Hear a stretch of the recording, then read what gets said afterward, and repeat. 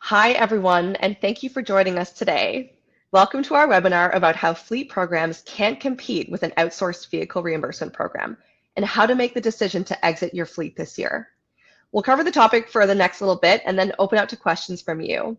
You can use the chat feature on the right to type in a question or comment, and we will have this webinar available on demand following the presentation. Let's get started. I am your co-host, Melanie Reifenstein, Senior Brand Manager here at Cardata. I'm excited to be joined by Lee Adam. Lee, why don't you introduce yourself? Awesome. Hi, Mel. Thanks so much for having me, and hi, everybody. I'm Lee Adam. I'm an account executive here at Cardata. I spend every day working with clients to transform their company's vehicle program to be more effective, to be more efficient, to be competitive in the marketplace, and ultimately to save them money. So I'm excited to dive into the topic of fleet today. Awesome. Me too, Lee. Thanks. Let's get started. So what we'll cover today is we'll go over what we're hearing from our customers in today's macroeconomic environment. We'll jump into the realities of why fleet can't compete, share a customer story, and finally give you firsthand usable tips to make the change to a vehicle reimbursement program this year. So Lee, why don't you take it away for us? Awesome. Thanks, Mel. Okay, so what are we hearing today in the marketplace? Well, I'm hearing a lot of the same challenges from both customers and prospects. They're faced with a ton of tough decisions this year. With lowered budgets and higher expectations moving into 2023, leaders and managers everywhere are really feeling the pressure to make the right strategic decisions for their teams, for their people, and for their organizations. Based on our customer discussions, we found that the top priorities right now for them are more scrutinized allocation prioritization, a desire to reduce corporate liability, and enabling employees with fair and transparent compensation while offering attractive benefits to ultimately improve retention. I know that's a lot to talk about today, so let's go a little bit deeper into these struggles. So some surprising connective tissue for all of these priorities, as you might have guessed it from today's topic, is corporate fleets. Company fleets do not hold up against any of these priorities. And for those who are tasked with delivering in these areas, their fleets are often an undetected source of pain. They're often not looked at from the perspective of a strategic investment. So let's dig deeper into each of these pillars here. Fleet costs, do not hold up against capital allocation priorities, and they're often overlooked as the black hole of unknowns or required dead spend. With more scrutiny on allocating capital, for example, teams can get in front of their budget by identifying traditionally hidden areas of spend, like the many cost centers that exist for fleet, to better allocate resources for the years to come. More details to come on this later, so hang tight. Fleets also hold a great deal of corporate liability for the employer by really putting the onus for accidents and repairs on the company versus on the individual driver. And no matter how good your teams are at driving, which I hope they're good, many companies experience a perception, altering accident or incident at one point or another. And that's a challenge. Today, business leaders are now rethinking the importance of alleviating that liability pressure and adjusting the onus to lie with the individual driver. And while operational fleets do the job to some extent, fleets that are idle or need reconditioning can also lead to hours or days of lost productivity and wasted spend. We call these, fleet limbo periods. They often set back teams from reaching their goals. And as a manager, we know that today productivity in 2023 is of the utmost importance as budgets shrink while expectations grow.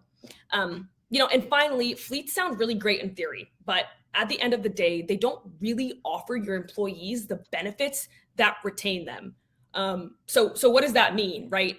Well, essentially, from employee personal use chargebacks to the lack of environmental sustainability that comes with a fleet, employers really need to be creative and thoughtful and more meaningful when it comes with finding ways to keep employees motivated and happy long term.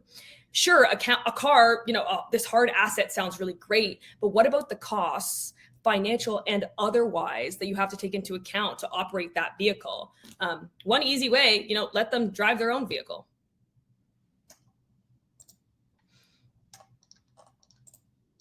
Awesome. Thanks, Lee. So that's so true. that in all those areas, fleet just can't compete with businesses' top priorities, especially for 2023 and all the scrutiny that we're facing this year. So let's dive further into what those setbacks are. Yeah, sure. Thanks, Mel. Let's lay it all out there. So when I talk to businesses who are currently in a fleet, we can segment their challenges into really 5 main problem areas that they're faced with. The first is generally cost. There is often no reliable way to fully understand your fleet costs. Some argue that they might know how much they spend, but do they really? There's a ton of hidden costs of fleet. They're a black hole of costs. And I'm going to get even more into this in the next slide, but when it comes to comparing fleet to a vehicle reimbursement partner, the difference is really day and night. Fleets have line after line of costs like maintenance, reconditioning, gas, storage. But with a VRP or a vehicle reimbursement program and partner, there's only one line item, the cost of your VRP. Next, we have risk. Companies shouldn't be responsible for the off-the-clock employee collisions or off the clock employee decisions. If you have people on the road in corporate vehicles, you don't have direct control over their personal liability. So there's around 168 total hours in a week. If you subtract around 7 hours for sleeping and 40 hours a week for employee work, then that leaves around 79 additional hours where your employees could be on the road in your corporate vehicle and anything could happen. So this is really the recipe for risk and liability. And with the VRP, you make this liability disappear in addition to improving the visibility over things like mileage, productivity, and insurance coverage, for example. And then the next piece, there's the scale up and scale down. So when you have a fleet, when you add a new employee, it's not as simple as recruiting them and handing them a new laptop, right? You've got to give them this huge physical asset, a car. And in today's economic climate, handing over a new or a used vehicle isn't as easy or as seamless as it could be or as it maybe seems. Fleet inventory must then be at the ready, which means a car is sitting in a lot and incurring costs before that new employee even starts. When you're with a VRP and on a program like a fixed and variable rate or a tax-free car allowance, you can easily add and remove drivers from the program, without having to have company cars and let them sit waiting for a new employee to occupy them. And not to be forgotten in this sense too, and it's really correlated to that last point, is the flexibility piece. Fleets, like car allowances, do not take into account geographical differences in driving costs. So the costs of gas to fill up an SUV in your fleet will be much pricier in, say, California or New York than in Idaho. And when you eliminate your fleet and you move to a fixed and variable rate program, it's possible to then customize and encourage and necessary to customize your program to be different depending on regions and depending on independent, job or position specific needs. And then there's choice. Many people, myself included, don't necessarily want to be told what car I have to drive or given a car that I'm required to then use. If I can pick my car and I have the flexibility and the ability to do so, one that fits my lifestyle and fits my driving habits, but also correlates to corporate driving policies and corporate vehicle policies, why not use it? And while doing so, I simultaneously lower my carbon footprint and avoid unnecessary personal use chargebacks. It's really a win-win for me as an employee. And I can't tell you how many times a few or all of these topics come up to me when I'm speaking to somebody about their fleet. And truth be told, most of the time, the burden on the employer significantly overweighs the perceived benefit of the employee when getting a vehicle directly from their company. That's really interesting. So you bring up a good point about all of these, many good points, but so there's got to be 1 or 2 reasons why a company would keep their fleet. What are they? Yeah, of course, sometimes it's necessary. Sometimes fleets can't be avoided. Firstly, fleets are useful if the type of vehicle required for your employees on the road is a specialty one, like a refrigerated truck, a rigged tow truck, or if there's another specifically related functional need to the job. Some of these vehicles are often branded, which is perceived as another benefit, although I can't always say it manifests as such, for example, when accidents occur, but it's a perceived benefit. And then, secondly, fleets can also be useful if vehicle needs can be interchangeable between drivers. So, for example, like a taxi service, that would be important for a fleet to stay in place. Okay, gotcha. Yeah, that makes sense. And good to know. All right, so I'm really curious to break down item one here, the cost burden, even further. So Lee, can you dive into that more for us? Yeah, you betcha. Cost is one of the most insidious pieces and one of, the hottest topics of a fleet program. And it really can be this black hole to say. And, to make the assumption that every fleet manager understands the true cost to own and operate their fleet would probably be a significant overstatement. Now, there's a couple key items related to costs that surround your fleet program, which really bloat your expense line every time that expense need pops up. So let's talk about it as an example. A company has costs such as vehicle insurance, covered by the organization, not by the driver. Then there's maintenance for vehicles. So even if you have a reliable fleet and you have routine maintenance, regardless of how many vehicles you have on the road, it's pretty likely that most likely all of them will require at least annual maintenance, if not semi-annual maintenance, right? And the cost of adding snow tires or regular tune-ups can be in the hundreds per car per year or more. And this doesn't account for unexpected repairs either, which could be in the thousands depending on if there's significant damage. Then there's the cost of lease providers who are in the right to charge extra for additional mileage put on the vehicle outside of your agreement. Reconditioning is also a big cost for companies with high degrees of turnover. For example, if you have a group of merchandisers on the road or people who are changing jobs or territories quite a bit and they need to switch vehicles, the cost of reconditioning a fleet can stack up. This includes cleaning, detailing, service, shipping, and other factors. And this can sometimes, be multiple times per year, depending on your business needs. Gas is another huge factor. Employees don't just receive a corporate vehicle to drive, they also need to put gas in that car, as we all know, right? And gas cards are often paired hand in hand with company vehicles. Tends to happen. Depending on the vehicle and its mileage, you're most likely still having to pay upwards of $100 per month per vehicle on the low end, without full visibility as to where the car is going and if whether all of its uses it's actually for business purposes, right? And with most drivers tending to work between Monday and Friday, not always the case, but fair assumption, it's safe to assume that around 28.6% of gas put into the vehicle, especially on Friday evenings over the weekend, could actually be for personal use.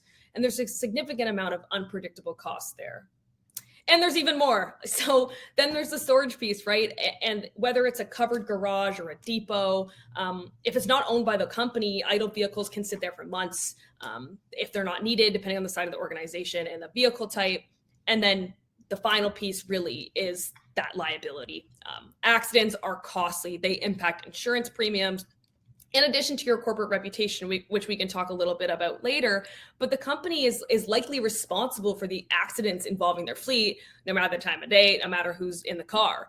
And when your employees are on the road and they're in a company car, the company is liable, and accidents happen, and most organizations are unprepared to deal with those unforeseen expenses. No, That's I know. crazy. I was gonna check in with you. Is your head spinning yet? Because I know for a fact, it's a challenge. People come to us and they're looking for a one-to-one comparison. For example, they'll say, Lee, I want to compare the cost of my fleet and I want to compare a favor program or an alternative personal vehicle program. And they're essentially asking us to clarify this from an apples to apples opinion or apples to apples perspective, but really it's apples and oranges. I ask people to tell me what they pay now in full. And 90% of the time, they can't tell me with 100% certainty. And there's too many ambiguous pieces. Finance leaders in today's market tend to not appreciate that. Yeah, no doubt. So black hole of expenses, stellar mistake. It feels like that's what is happening with a fleet. So how do we help companies clean up their P&L? Yeah, this definitely brings us to the P&L piece. So let me ask you a tough question, right? And I tend to ask a lot of our clients and all of our customers and prospects this question. How comfortable are you with the fact that you don't know with 100% certainty how much you're spending on your fleet or what your costs will look like tomorrow. Many people argue that they do, but then they see kind of those black hole expenses I just outlined. And surprisingly, they often aren't aware that the costs aren't even being captured or aren't, in line to being allocated directly towards their fleet expenses on their balance sheet, for example. Managers might assume that they have covered the cost and account for the vehicle, prices and vehicle gas, but that's just the tip of the iceberg. Those who are lucky enough to know their costs and see them through and through and fully understand them can really see the pain. And they're the ones looking for alternative solutions. And with a VRP program, a vehicle reimbursement program, or a vehicle reimbursement partner like Cardata, the line item you see on your P&L, it's simple, it's clear, and it's concise. So that's your vehicle expenses for the year. Full stop. One line item. There's no hidden fees. There's no scratching your head kind of wondering, am I going to hit budget this year? There's way more direct control over costs and therefore more strategic control to hit your desired financial outcomes. Wow, seeing it all like this feels like a great motivator to change and make that change this year. It's something that companies can see real results on in, maybe even just a few months. Awesome. So I know we talked a lot about costs and about the impact there, but what are some of the more peripheral issues that can arise with fleet? Yeah, there's definitely more here, and that's a good question, because even if companies can get around their own internal bottom lines, there's a ton of external factors to consider on top of the financial costs that make fleet such a downer. So let's start with first supply chain challenges. We all know, and probably have good visibility on how hard it's been to acquire new vehicles lately. These procurement challenges seem to have no end in sight, and it's harder and it's more expensive than ever to acquire new vehicles, especially in bulk. Even if you're lucky enough to lease a fleet, the scarcity makes it more expensive, and these costs are often transferred to the leasee. An article we sourced actually states that fleet demand is expected to outweigh availability in 2023. This tells us a couple things. We learn a few lessons. Perhaps there are people who are still very interested in fleets, either, who have no idea about the hidden costs, or they don't care and they're willing to take on that burden, and that's great, all the power to them. But on the other hand, it tells us that those who are considering exiting their fleets should do so now and avoid the impending pain of vehicle availability. We talked about liability, risk in the sense of the company being liable for employee accidents off hours, but there's another side to this. The liability of your company car being involved in a collision or unfortunate incident that is tied back to your company brand, especially if it's branded. There are ripple effects, including, PR issues, crisis management, or other external damage control that should maybe happen, should the worst occur. And this is an additional burden for organizations. And then finally, the environmental impacts of fleets are no joke, especially today. Many employees might already have a car, and if they do, why not take advantage of that? Now they have two in their driveway. People are more concerned about their environmental footprint today more than ever, and especially with regards to what the message of having a fleet sends. And it could be negatively impactful if it's not really required. This should be an important consideration for organizations who are always looking to be a little bit more environmentally conscious and sustainable long term. Okay, true. I hadn't thought about some of these, but Lee, they're really eye-opening. And now I know you probably have a lot of stories about fleet that you could share, Yeah. but I'm hoping you could pick and choose just a few for us that you could tell us that illustrate what some of these issues are like in real life. Yeah, I have a few, but I can give you some. Yeah, I'll give you some off the top of my head here. Cool. So I recently worked with a company who was beyond frustrated with the wait times to receive their vehicles. They had decided to sign a fleet contract, but the wait time for back-ordered vehicles was over 6 months. Imagine that, right? So 6 months of slowed productivity, of sunk costs, and of general frustration. They essentially came to me and said, we're over this. We need an alternative solution. And unfortunately, it was too late because they were locked into their contract. They'd lost months already. And by the time they decided to exit, the vehicles were finally given an estimated time of arrival. So they were stuck with the cars they no longer wanted. But luckily, they're in the process of building out a VRP to eliminate these vehicles once their leases are up. So we've got a handle on the problem, and a solution is being put in place. But that goes to show the vehicle sourcing piece is really no joke. The second piece to speak to, the working with a branded vehicle is, I recently worked with a fleet of branded vehicles that were involved in 2 back-to-back accidents over the past couple months. Their corporate legal team was questioning the fleet program due to their being up to their ears in legal challenges. Their brand image was taking a hit. Their customers were asking, a ton of questions, and their company name was literally plastered all over their vehicles. They came to us to exit their fleet promptly and are very happy with their new favor program. So, happy to say we were able to alleviate that pain for them. Our team really diligently reviews each driver's insurance policies to ensure that they're compliant with the rules of favor, meaning the company and the employees could finally breathe a sign of relief and to stop facing these consistent challenges. And then the last story I think that relates to the gas card side is a little bit more rare. A manager whose team was on fleet was concerned with irregular gas card uses that was flagged to him from a member of his team and to his department. It actually turns out that what had happened was that one of their employees who was using a fleet vehicle with a gas card was using that same gas card to fill up his immediate family's vehicles. And we essentially heard that they had met at a gas station and they kind of had all filled up their cars using the same gas card one by one at the same pump. And this behavior would have gone unnoticed, and it usually does, as gas cards aren't super heavily monitored. And in this case, it turns out that one of the employee's peers who knew about his coworker's behavior actually directly flagged it to their manager. Oh my gosh. Wow. Those stories are wild. It took me a second to just take it all in. And what a headache for organizations to deal with, honestly. It is. Okay, so there seems to be no question at this point that companies should look to get out of fleet this year. But I think, how do they do it? Yeah, it's a good question because it seems like a beast. It seems like not an easy feat. Many companies that come to us are asking, one, how do you get out? How do we get out of fleet? And two, once you are out, what do you switch to? What are the alternative options? Is it a car allowance? Is it mileage pay with a mileage log?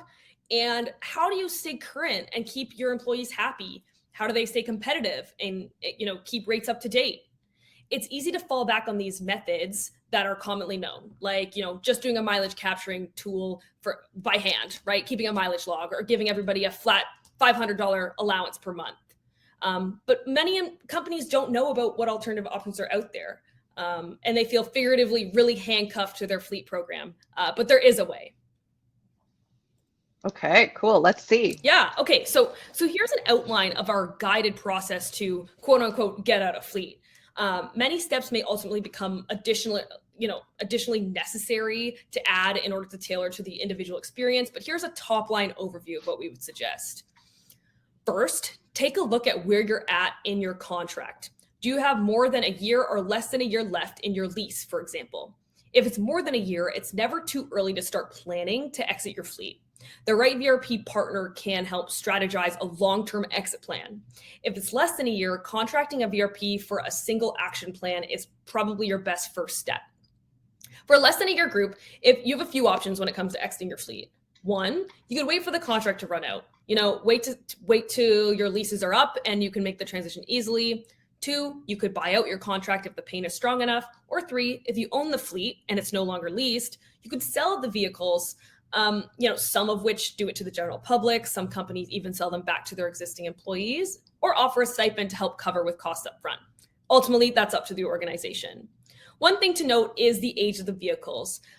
We do note that many modernized vehicle programs have age requirements for vehicles to be IRS compliant, but again, a vehicle reimbursement program partner can help you out there. Next, the exciting part. As you evaluate the VRP you're choosing to work with, you're going to want to look at really 4 key pillars of their offerings. One, the programs they offer. Fixed and variable programs, for example, tax-free car allowance, CPM, and what best fits with your goals. The second is their tech stack. So What does their product look like? How easy is it to use? And how does it help you accomplish your ultimate goals? And then 3, what support do they offer? Do they have a customer support team? Do they have a customer solutions team? What about a one-on-one contact? Ask the VRP and that partner to differentiate between the two, and ask about hidden fees. Cardata, for example, offers no extra fees for our on-call success and support teams. And 4, finally, it's really the most important part, is to ensure that the vehicle reimbursement program and the vehicle reimbursement partner understands the outcomes of which you're hoping to achieve. We need to develop a mutual understanding of what good looks like for you and what the goals are for your program. So for example, are you looking to reimburse using regionally sensitive market data and true cost of driving while also attempting to align with your budget? What does that budget look like? Are you aiming to, target a specific employee take home? What about a percentage, compliance metric? How do we measure against that? Talk to your partner about what good looks like and actively measure against that. We spoke about favor and a little bit about tax-free car allowance, but this is really where you're going to want to dive into program options and figure out what best works for you. Work with your partner and achieve to really figure out how to achieve the outcomes you're looking for. And then from there, your vehicle reimbursement partner should be transparent about the payment and rate selection process and outcomes. They should offer to conduct compliance checks for the employees in your team. So this includes reviewing things like insurance, vehicle standards, and licensing. And then finally, the selection and MSA process should be smooth and easy for both partners to finalize. Awesome. Now, one other kind of get out of fleet tip I want to share is that when you're really looking at selecting a vehicle reimbursement program, you should really consider a solution that is fast, it's efficient in terms of customer support, it's fair and accurate in terms of mileage capturing, and gives you the business insights and reporting that best fits your company needs. Really decide what type of service, support, and program management you're looking for and what you expect as an organization, and find a partner that best aligns with those expectations. Another good tip is feel free to check out G2 reviews and look up, how different VRP software stacks up against the rest. It's really about finding a partner that best accomplishes, what you're trying to achieve from an organization. Nice. So those are awesome tips. I think there's a lot of valuable information in there in terms of how to choose a VRP, but I know many companies just don't even know what alternatives to fleet are out there. So how do they even get started? Yeah, a great general tip would be to start by searching online. Search for Favor Program or TFCA Program, or look up Vehicle Reimbursement Provider and see what comes up. Start fresh, start high level. You can also always come to me. Happy to tell you a little bit about Cardata. And also, if applicable, you can talk to your lease provider to better understand your contract. You never want to be blindsided as if you've made the right decision of when to exit, and if you have stricter or longer terms than anticipated, but we're always here to help. Awesome. Well, that sounds great. And I think we've heard it loud and clear. Bottom line, there are many good solutions when it comes to leaving fleet, and there couldn't be a better time to do it than now. You come out better on the other side from reducing your cost burden, your liabilities, supply issues, environmental concerns, so much more for what we chatted about, and the writing's on the wall for why fleet just can't compete. So in a year from now, after you've moved to a modernized VRP, you'll look back on your P&L sheet and realize how much money you have saved. Mm-hmm. It's true. There's no better time to switch than now. Awesome. Well, Lee, thank you so much for walking us through all of this really valuable information, really informative and eye-opening. What I'd like to do is open it up to questions from our audience now. So if we don't get to your question, we'll reach out to you directly, not to worry about that. But let me just choose two in the interest of time here. So Lee, I wonder if you can shed some light on this one for us. Brian asks, what if some of my employees have leases that end in different years? Yeah, that's a really important question because that's something that happens quite regularly. In an ideal world, everything would always be consistent, but we know that we don't live in a vacuum, and that there's some challenges that such as this, right? And this is super common. So my suggestion would be, if you're in a situation in which you have employees maybe on a different cycle of lease renewals, would be to put a plan in place with your vehicle reimbursement partner to have a either tiered approach to implementation or a long-term plan to get people there. We work with companies who have this challenge pretty consistently. And normally what we suggest is to give a timeline as the ideal scenario in which everybody would be on the program, and then slowly add people to the program as they're falling out of their leases, and make sure that everybody has complete transparency throughout the organization. From our experience, the most important piece of doing a transition like this is communication.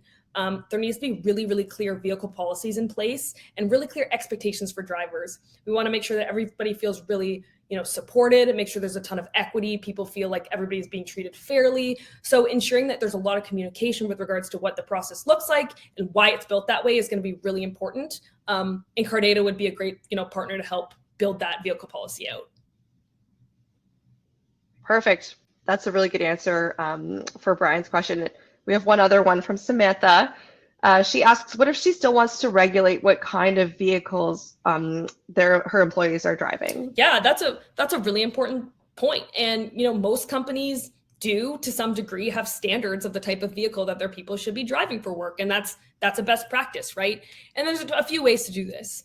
The way that favor programs are actually built off of the type of vehicle required to do the job. So they reimburse at the rate, obviously geographically, centric, regionally sensitive. So depending on where they're located, of the cost of driving that specific type of vehicle in the area. So to some degree, there is still some type of standardization as to what you'd expect your employees to drive. Now, the actual regulation of that is going to be up to you and your vehicle policy. So standardizing and putting pieces in place as to, we expect our employees to be an XYZ type of vehicle to do their job. And that's something that we can help you out in when you do finalize your vehicle policy. Awesome. Well, thank you everyone for your questions. That is all the time we have for today. So I really appreciate you joining us, and thank you to my co-host Lee for all that amazing information. Thank you, everybody. Appreciate it. Thanks, Mel. Bye. Bye.